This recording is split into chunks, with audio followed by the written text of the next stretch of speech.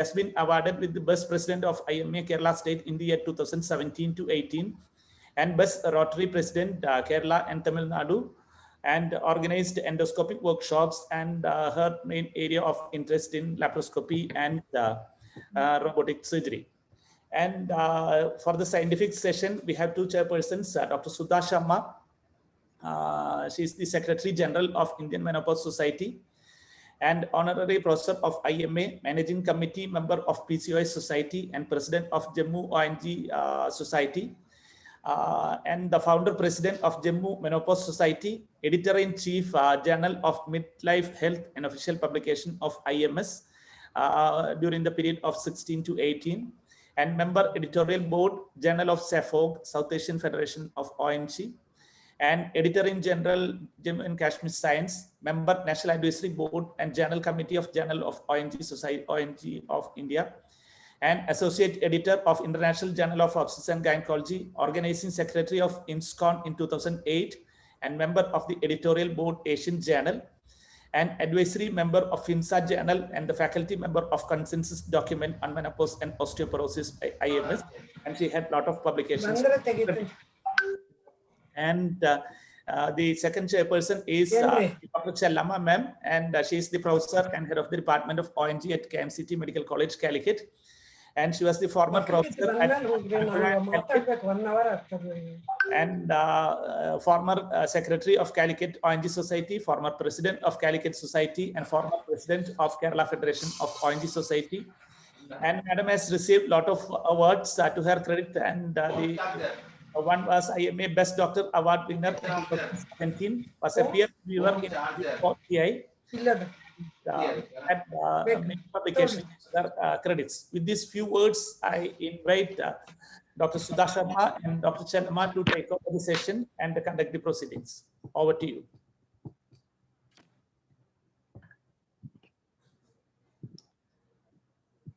Dr. Sudha Sharma and Dr. Chellama ma'am, please. Good evening, everyone, once again. So it's my proud privilege and honor to invite today's speaker, our dear friend, senior person, and such a jovial human being, a disciplined person at the highest chair of Indian Menopause Society, Dr. C Ambuja. She is President Indian Menopause Society 21-22, retired professor and head of OBG Department, Osmania Medical College, Hyderabad, now visiting professor, Savita University, Chennai, All India Vice President, Family Planning Association of India, President, FPAI Hyderabad branch, faculty and resource person, National Board of Examination, DNV, since more than 20 years. She is treasurer at SOAMI, Society for Obstetrics Medicine, India. She is peer reviewer of Jogi, Journal of OBS Gynae India, JMS, Journal of Midlife Health, UG and PG examiner, and she is also the faculty in the editorial board of JK Science. So I welcome Dr. C Ambuja for her talk, which is evaluation and management of adnexal mass in midlife and elderly female. We all know that it's a clinical challenge by itself.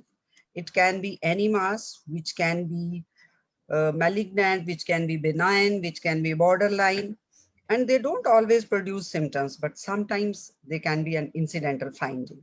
So to address the topic, we have none other than Dr. Ambuja. So I request Dr. Ambuja to please come, and the stage is all yours, madam. Good evening, everybody. Thank you, Sudha, for your kind words.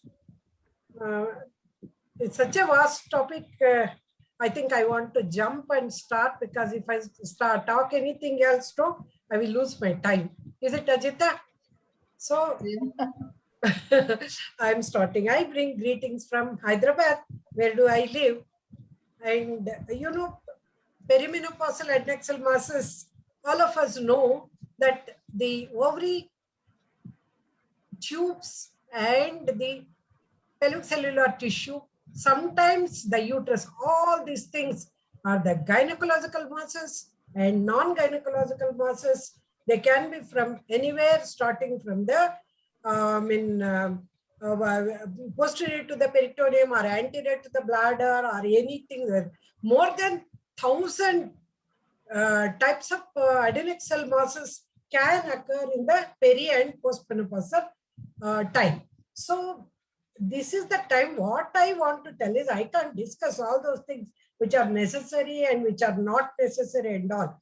We will stick on to the things which are necessary at this age. So finally, crowding all those things, we can say what is necessary for us and why should we see for the masses. The most worrisome for us is the ovarian masses at this age, peri and postmenopausal age.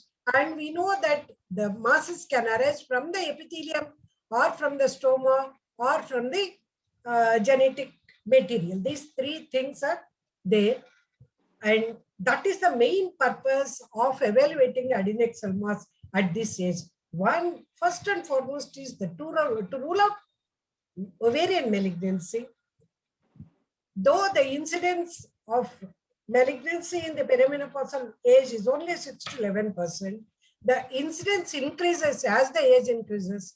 By 50 years, it is the 30% becomes, and average age of malignancy nowadays, it is 60 years because the age of the person is increasing. So question of ovarian malignancy is increasing. The first thing is that. Second is, there is no screening method to detect the ovarian malignancy. It's not like a cancer cervix. So it is only the early detection. But if you detect early, the chance of survival is more than 90% for 5 years, but it is not possible. 70% of the cases are diagnosed late, and so the mortality is more with that. And once you diagnose, what are we going to do? It is now we have to decide whether we are going to advise what is normal, what is abnormal, whether it is a conservative treatment or surgical treatment, or we have to treat whether this patient coming with the ovarian tumor can we treat, or we have to refer it to a oncologist. These are all the questions we have to answer when the question of adnexal mass in the peri and postmenopausal patient comes. So I thought, because we are all gynecologists and we know everything, I start the thing with the conclusion so that whatever I want to tell, I can finish it off. And a better idea can be there. Adnexal masses can have gynecological and non-gynecological etiologies ranging from normal uterine cyst to ovarian cancer to bowel abscess. Women who report abdominal or pelvic pain, increased abdominal distension, bloating, difficulty in eating, or rapid satiety that occurs more than 12 times per month in less than a year should be evaluated for ovarian cancer. This is a very, very important point. Nobody comes to us saying that I have ovarian cancer, but at this age, if a patient complains of abdominal pain, recurrence, in 12 months period, more than 12, in a month, if she complains more than 12 times, we have to evaluate her completely, even though she is not, except this, she is not, otherwise she is asymptomatic. Most of the times, they don't come to the gynecologist. Most of the people, they think that once they finish childbearing, gynecologist is not for them. They will go to the general practitioner where they go on giving the antacids or some painkillers or constipation relieving and all. That is why most of the times they report to us late. Pelvic examination has low sensitivity for detecting the adnexal mass. Negative pelvic examination findings in asymptomatic women should not differ further workup. This is very important. Somebody complains something, and when we do the pelvic examination, we will not be able to make out, say that there is nothing, you go away, you take this tilidazole tablets or with the antacids. We should not do it. We have to do a complete workup. And ectopic pregnancy must be ruled out in women with the reproductive age. Until 1 year after the menopause, there is a chance that she can become pregnant. A cancer antigen, that is 125, CA125 test, may assist in the evaluation of the adnexal mass in appropriate patients. CA120 levels are elevated in so many other conditions, like even normal pregnancy or in the cigarette smoking. There are so many conditions it can elevate. So substantial overlap can occur. CA125 alone is not recommended for differentiating between the benign and malignant adnexal masses.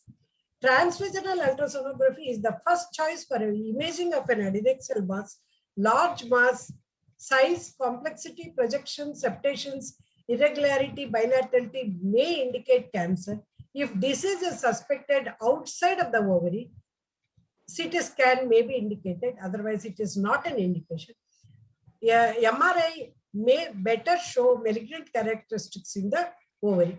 Serial ultrasonography and periodic measurement of CA125 levels may help in differentiating between benign and potential malignant adnexal masses. As it is, CA125 alone is not a point for diagnosis of CA ovary. It is for the prognosis or follow-up of the cases. If an adnexal mass larger than 6 centimeters is found on ultrasonography, if findings persist longer than 12 weeks, referral to a gynecologist or gynecological oncologist is indicated. How do they approach us? The clinical approach when the patient comes, the first and foremost, most of the times we have seen, they come with a ultrasound report, because this is the master health checkup. People will go and the ultrasound person, now every Tom, Dick and Harry is doing not person like a Lalita Ambika, where they will give the report saying that you have a cyst of 2 into 4 centimeters. So they will come to us for the second opinion with the CA125 report and with the MRI report, CT report, whatever it is. And so this is the thing. Don't see first all those reports. You ask her to sit and tell her what is the complaint she has got. That is the first. You hear the patient, what she wants to tell. Most of the times they tell, this is the thing. They advised us to go for the laparoscopic vaginal hysterectomy. What do you advise for this patient? That is how they present to us. The second time is symptomatic patients. Something is growing. She feels, so because I am very busy person, like a bank officer or a IT professional, I'm not able to care for it, but something I feel that it is growing inside. And when you examine, there will be a big mass. And many a times they are asymptomatic patients. Just they come, even a very big 36 weeks mass also, they will not be able to notice. That's how they will come to us. Or sometimes it happens for some other finding like fever, like loss of appetite or something, all they come to us. And incidentally, when you examine the patient, you will see the mass that will be present. So it can be acute, like ectopic pregnancy, adnexal torsion, or ruptured ovarian cyst with hemorrhage, or it can be an ovarian abscess. So our idea is we should find out from where it is coming. Is it a gynec or non-gynec? And is it a malignancy or not? If it is a malignancy, is it a primary or secondary? And 90% of the ovarians in the peri and postmenopausal age, the ovarian mass, if it occurs, 90% are ovarian and 10% are only extra ovarian. When you know up to this how they are presenting, how are we going to systematically examine the patient to come to the diagnosis? The first and foremost important is, as we were taught in the undergraduate level and postgraduate level, systematic examination, taking a good history, physical examination and clinical examination, the pelvic examination. These are all the things that are very, very essential. Starting from the age, don't forget to take the history, age of the patient, reproductive status, and the anatomical location. These are the things that are very, very important to see. Coming about the age, Between neonate to puberty, physiological cysts are uncommon. So I'm just to differentiate from the perimenopausal, I'm giving a gist of it, not very elaborate. And because there is no gonadotropin production, that is why physiological cysts are not there in that. And below 9 years of age, approximately 80% of ovarian neoplasms are malignant, and epithelial neoplasms are rare in the prepubertal age group. So this gives us some intuition how to come to the conclusion, how to diagnose. Children to adolescents, ovarian neoplasms account for approximately 1% of all tumors. Most ovarian masses are physiological benign neoplasms. Fewer than 5% of ovarian cancers occur in this age group. Less than 18 years, 50 to 60% are germ cell tumors. Coming to the reproductive age, that is the perimenopausal age group. What are the common things? That is the functional cysts, corpus luteal cysts, thecoluteal cysts, polycystic ovaries, endometriomas. All these things are very, very common. I'm not going into the details how to diagnose this, but because systematic approach, I can tell functional cysts will be simple. There will not be, most of the times it is the ultrasound that gives the diagnosis for most of us. So it is the third hand of the third eye of the gynecologist, what we should say. I'll go into the details at a later stage. And suppose if an asymptomatic patient comes, and when you do the pelvic examination, incidentally, what are we going to do? Simple cyst less than 50 millimeters, spontaneous regression occurs in 3 months. Do not give any combined contraceptive pills, because in olden days, we were giving combined contraceptive pills to say 3 months, 6 months, saying that they will regress. But Cochrane study has done, and there it has proved that contraceptive pills are not going to be very effective. More than that, any vitro hormones that are given, they are prone for cancers. That is why to treat simple cysts, don't give combined contraceptive pills. And if it is the cyst of 50 to 70 millimeters, follow it up for say 6 months.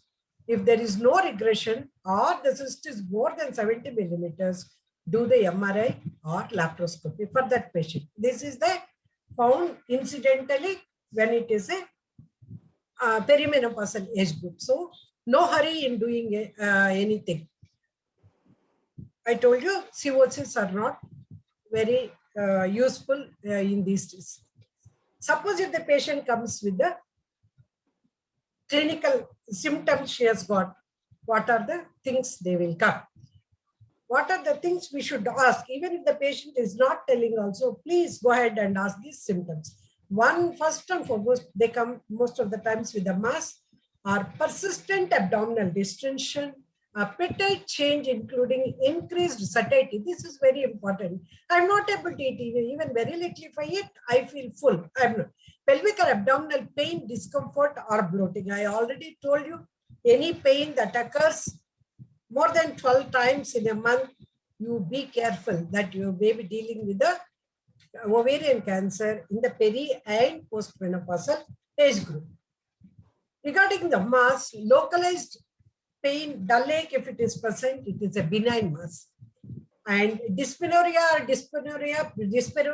associated with it, it is a endometriosis. Pain plus bleeding, if it is present, if she is not sterilized.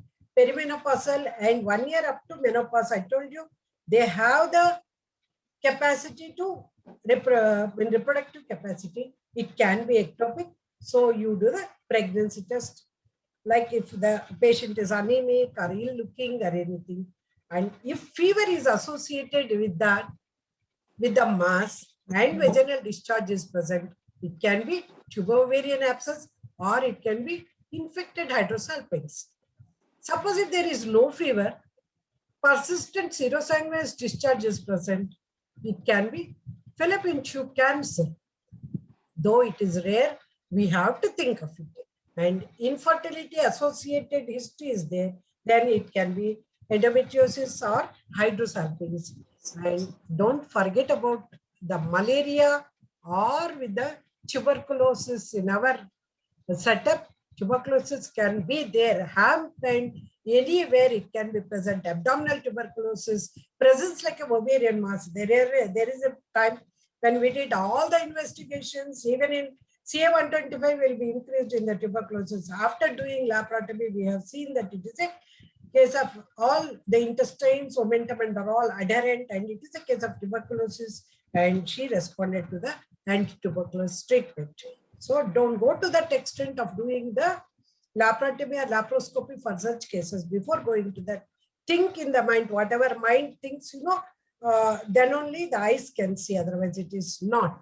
And then abnormal genital bleeding and abdominal mass.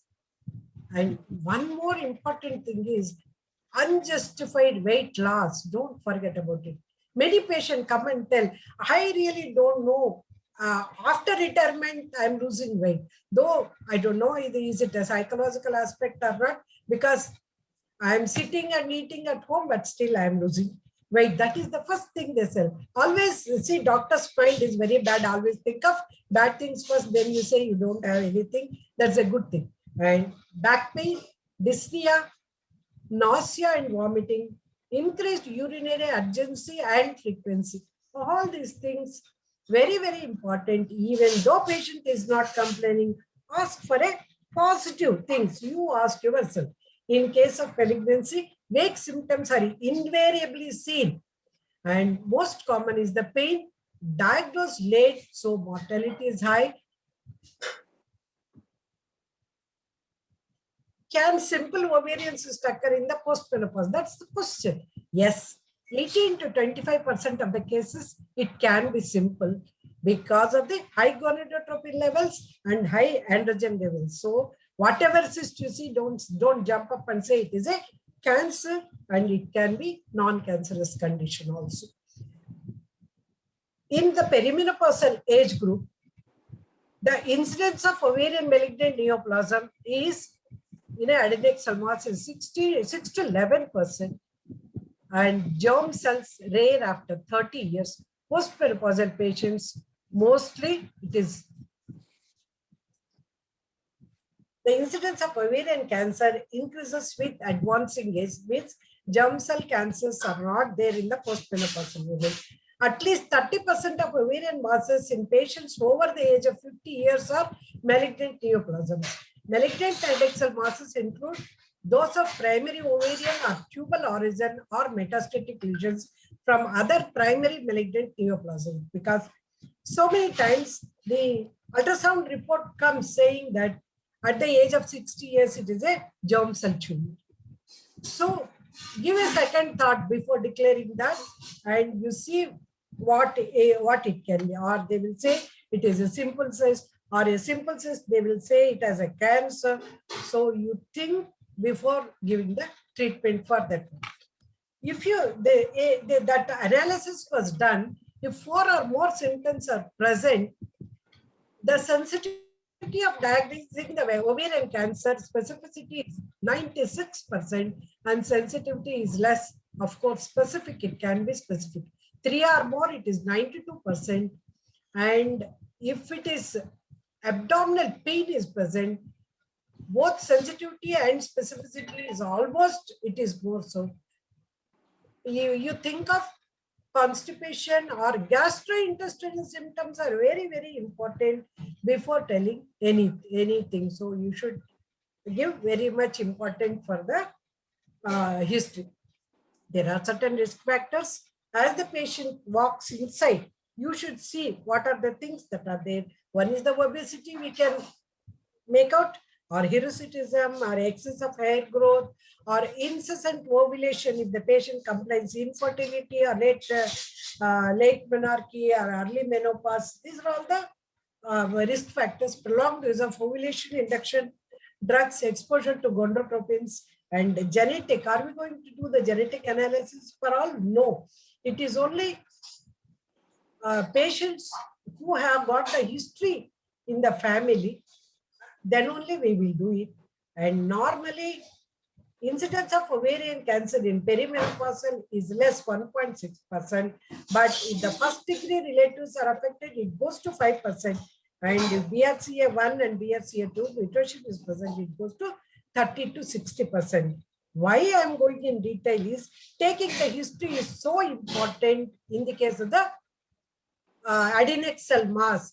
So you can short down your diagnosis and come to the conclusion where you are. If the beginning itself, is it a genital or extragenital, how we are going to deal with it.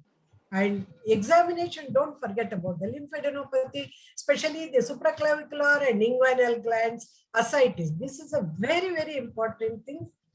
When I went as an examiner, some of the DNB students are not able to diagnose or to show ascites. When the ascites is present, if it is a minor or major, how are we going to demonstrate? They are not able to tell. So I don't know whether it is the mistake of the teachers or with the students, but we should be much more alert in demonstrating them about the ascites. And if the lower abdominal mass is present, it is the size, shape, consistency, margins, mobility, all these things are told in the MEBS level. And don't forget about the momental cake. Suddenly, instead of feeling the primary, you feel there is a big mass in the upper abdomen. It may be a momental cake. Means by doing a clinical examination, your attachment of the staging will be stage 1. But if you see the momental cake, it will change to stage 3, where the prognosis is bad. That is why the clinical examination is very, very important. And one thing we should remember here is postmenopausal ovary is not palpable. When a ovary is palpable, it is abnormal in the postmenopausal phase.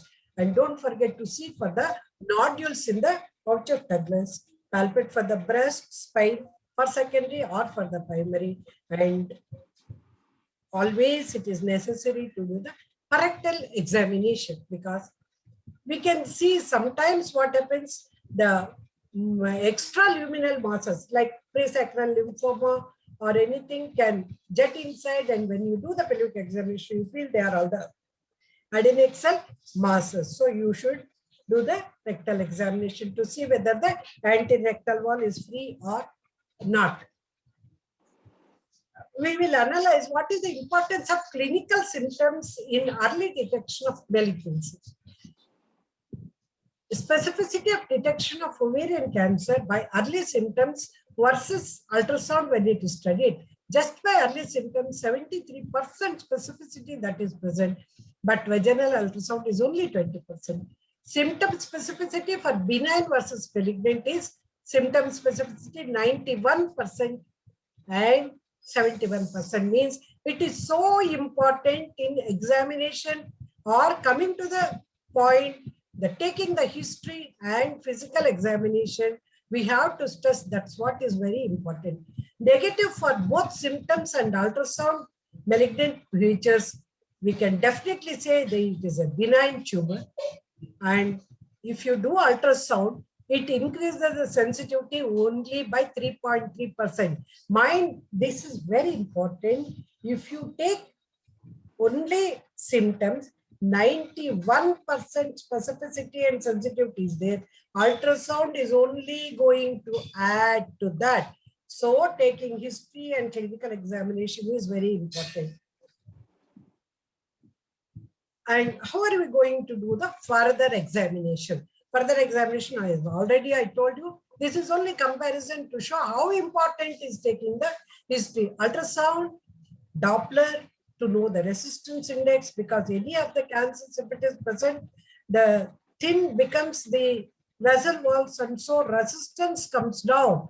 And then CA125, if it is postmenopausal, more than 35 units per ml is abnormal, and premenopausal more than 200 units per ml is abnormal.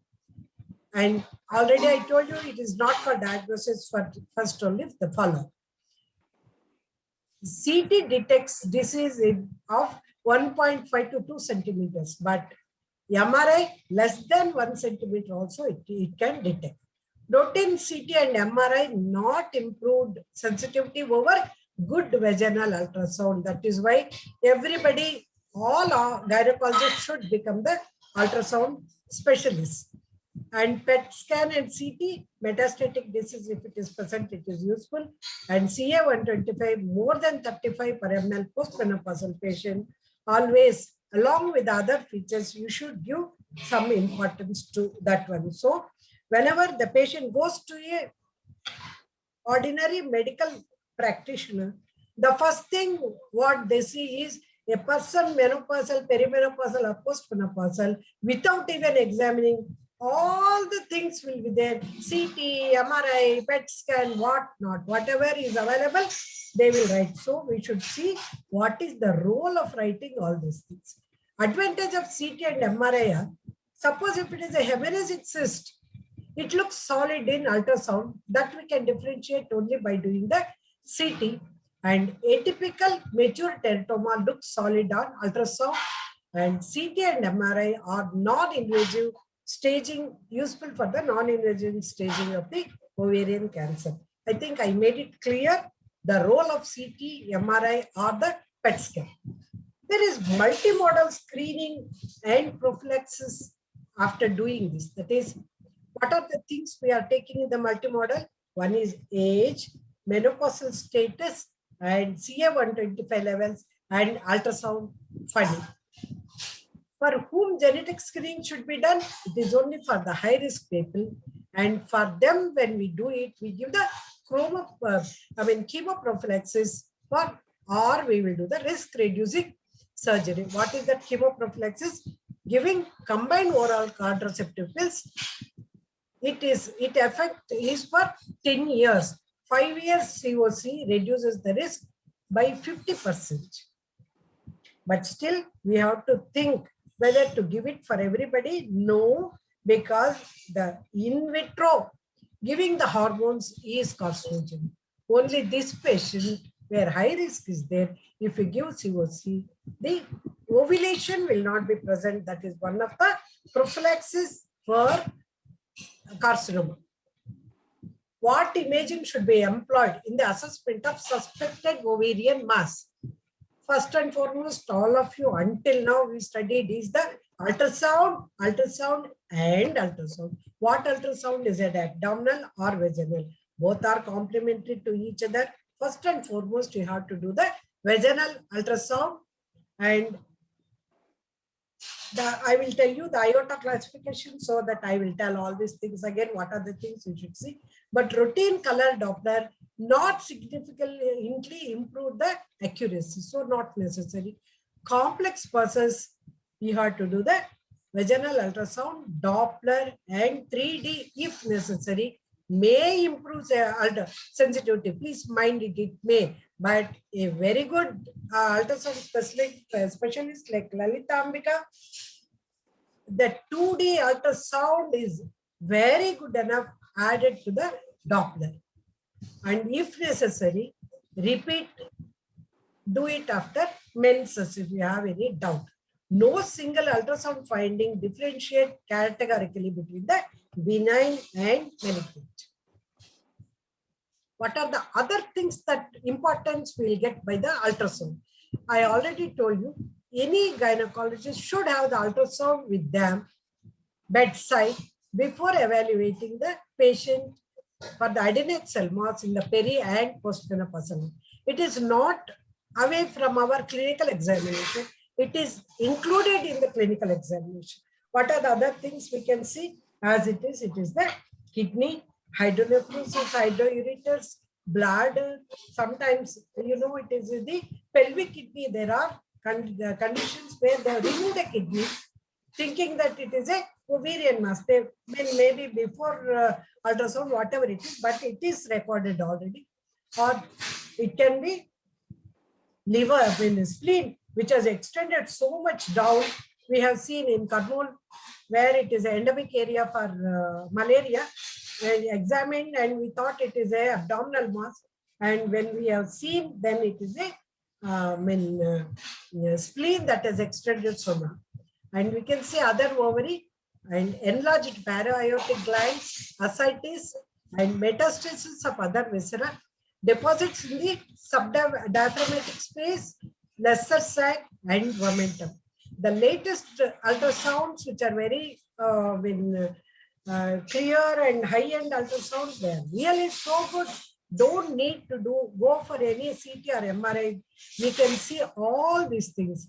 And premenopausal, less than 8 centimeters, and normal 120 CA 125, we can do the follow-up. That is what is the inference you will get it by doing this ultrasound.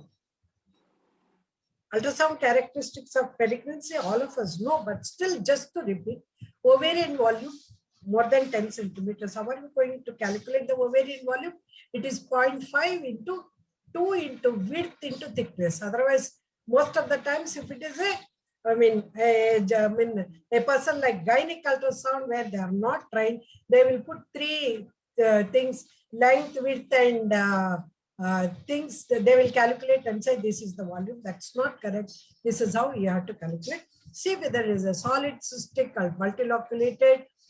Thickness of the cyst wall more than 3 centimeters, and septal wall more than 2 centimeters, and bilaterality, papillary excrescences, increased vascularity, and Doppler resistance index, if it is less than 4, all these things indicates that it can be malignancy. You cannot say that it is malignancy. It can be malignancy because the final word for any malignancy is histopathology.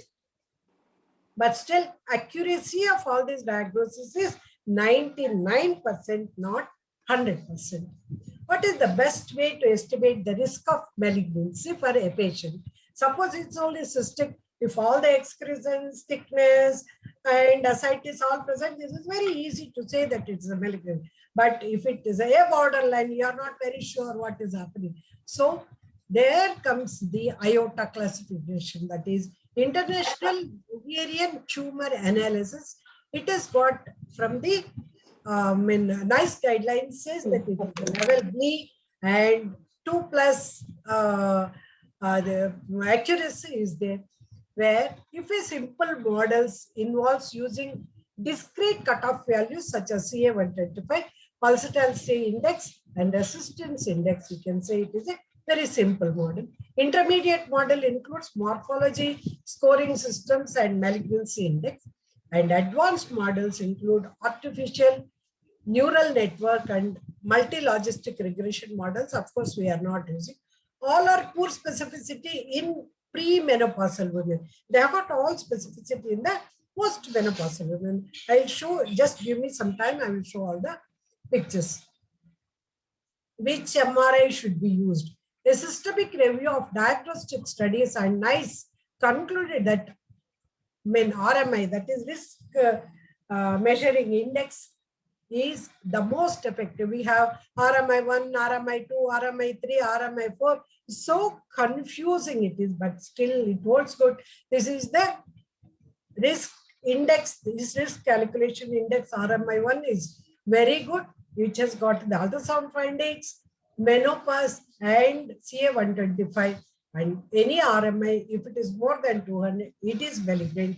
And sensitivity is 78% and specificity is 87%. I'm not going into details of how to calculate the ultrasound and all these things because there is time which is very less. We'll go for the other things.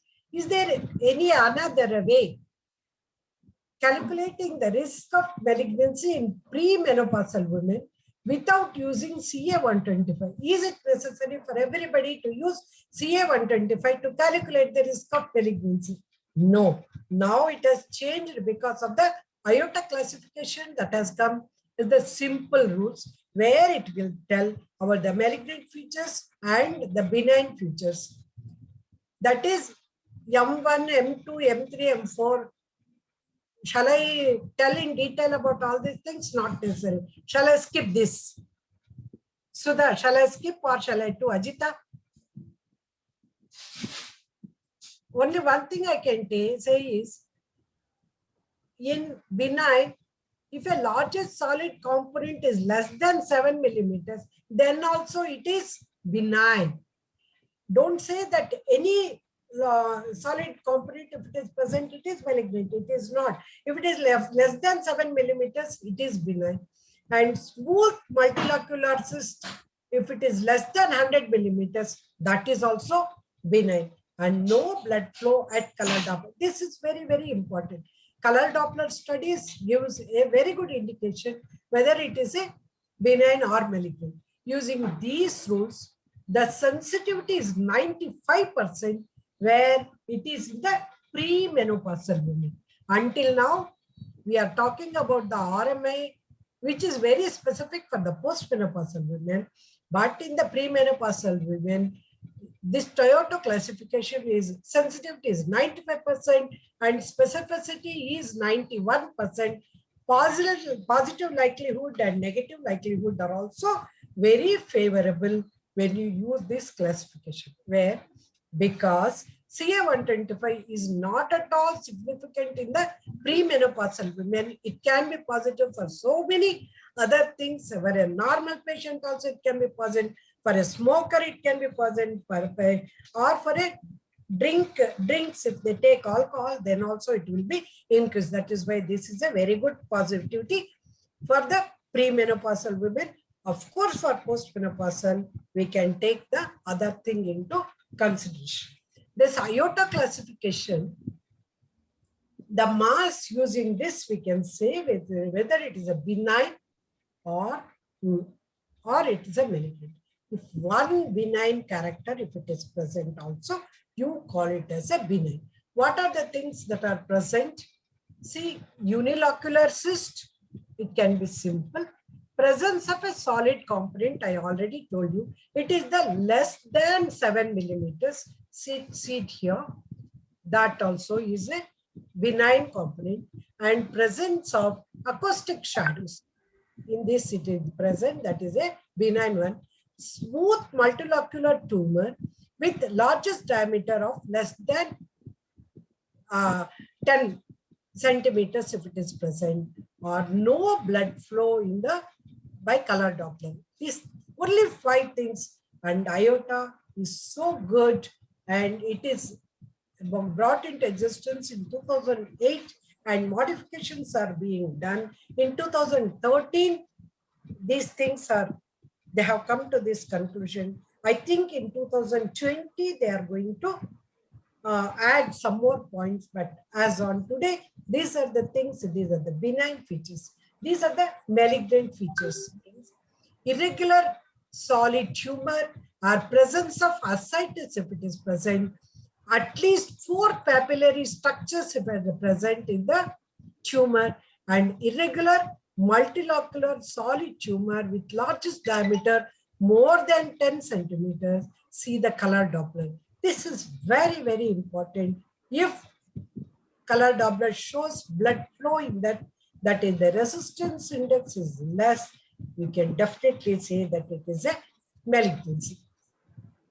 What the simple rules cannot say. That's also very important. We should accept our own negatives, is it? That we can't say that if somebody gives result only, I will be told. No, the simple rules cannot replace training and experience in ultrasonography. The simple rule cannot compensate for poor quality of ultrasound equipment. That's very important. We should see all these things. Suppose, for example, I'm telling this is a patient, she has come like this with a small report with a lower abdominal plain and bloating and ovarian pathology. Ultrasound showed that there is a transfusion ultrasound, there is a simple cyst, and LMP was 5 years postmenopausal, and patient was anxious because the doctor said you have to undergo CA125 and go for surgery and get all the profiles done. That is the surgical profiles will take you for. She's so scared about it, and she came for the second opinion. After doing a proper ultrasound, we could tell her that it is not malignant and she don't need to have any surgery for that one. We'll wait and see, she will become all right. Was this and it is not necessary to go to the gynae oncologist for this. After all these things, now as on today, IOTA is very good in diagnosing premenopausal and postmenopausal patients. In this, we can definitely say it is a benign tumor or a malignant tumor, but there is one thing called the borderline variety, that is, that means where the color Doppler shows there is a blood flow is there and all the other things are negative, or maybe so many excrescences will be present. But why they have come to this conclusion is, after doing surgery, I already told you, the final diagnosis is only histopathology. By histopathology, they said it is a borderline variety, it is not a malignant variety. So why it differs is, if it is a malignancy, early malignancy, a ordinary gynecologist solves, or if it is a advanced malignancy, it has to go to the gyne oncologist. Or a borderline variety, if the patient says, I want to wait for some days, are you going to give some time or not? She says, my daughter's marriage is there, please wait for 15 days. So those are the things where you need to do the extra things. What are the things? The current guidelines are in use. There are several trials that are ongoing, on which will be used to validate this system, that is the rocket system. It will probably change the way ultrasound scans are reported in the future, which in turn will help with patient referral pathways and help to reduce unnecessary patient anxiety. Back to the ultrasound report example, if iota rules were applied in this case, a smooth multilocular tumor with the largest diameter of less than 100, because we say that is the cutoff point. Should an ovarian cyst be aspirated, ultrasound guided or not, or we'll wait and see, or we will do the surgery for that patient? Aspiration of ovarian cyst, either vaginally or laparoscopically, it is not effective and associated with high rate of recurrence. So please don't aspirate. Still people are doing this, don't do it. And the recurrence rates after laparoscopic needle aspiration of the cyst ranges from 53%, it is as high as 84% that is there. So these are the things what I thought I should tell. And if you have patient, one more thing I thought I will tell means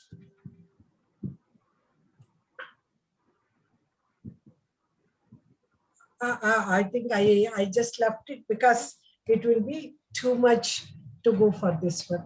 So I'm open for questions. I didn't go into the details because this is the case for systemic approach, a clinical approach to adnexal masses. I did not go into the details of any other thing. Thanks for patient listening, and all the IMS of Calicut, thank you for giving me the opportunity to share few of the things that are, I thought it is the latest, it fits. Thank you very much. Thank you, madam. Hello. Hello. Hello. Yes, Hello. yes, we can hear you.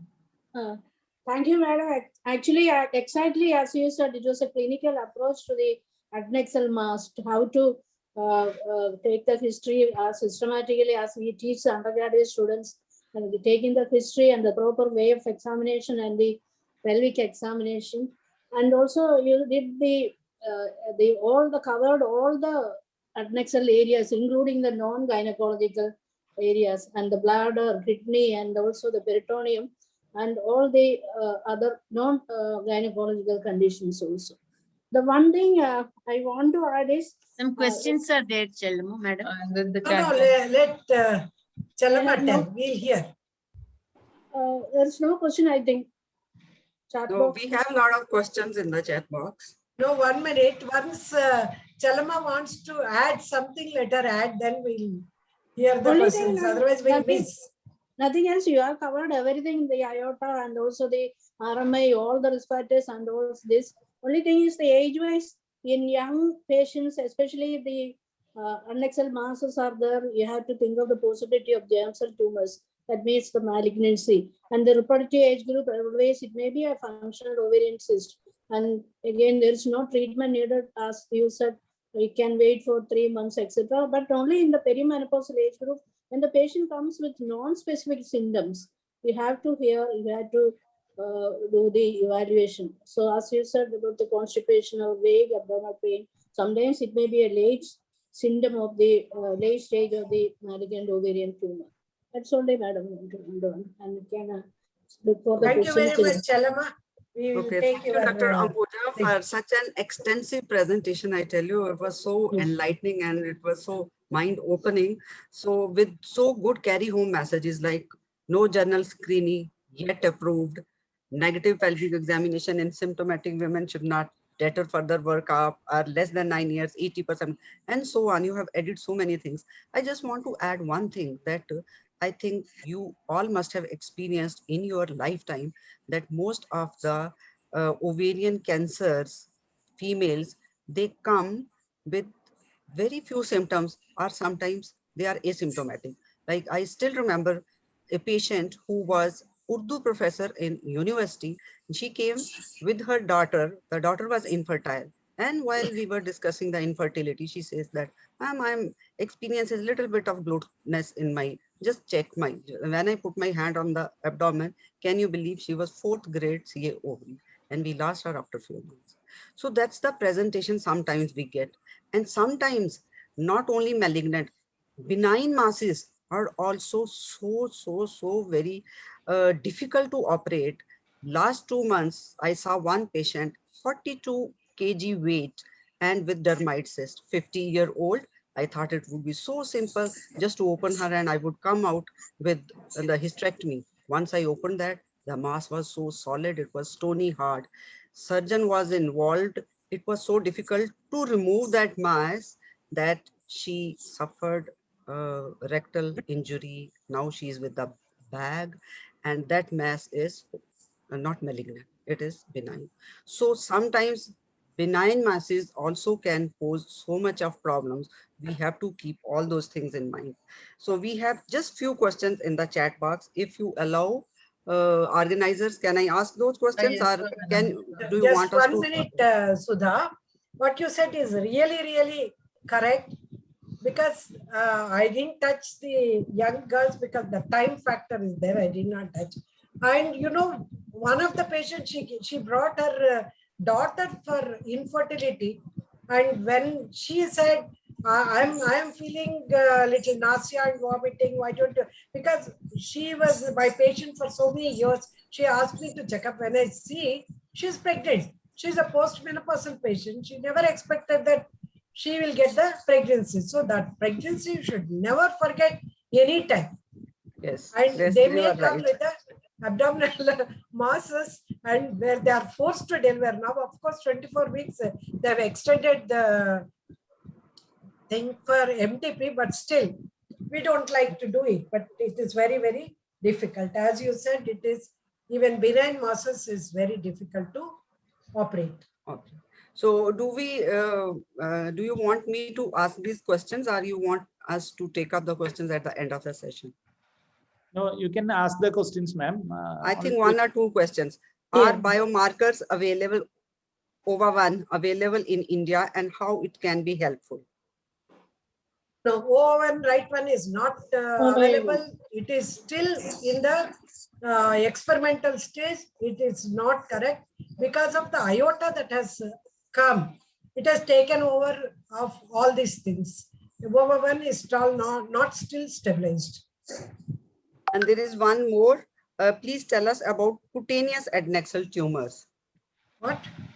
Cutaneous Cutaneous. adnexal tumors. I think this does No, not they are pertain just to us. cutaneous tumors. They are not Tumors.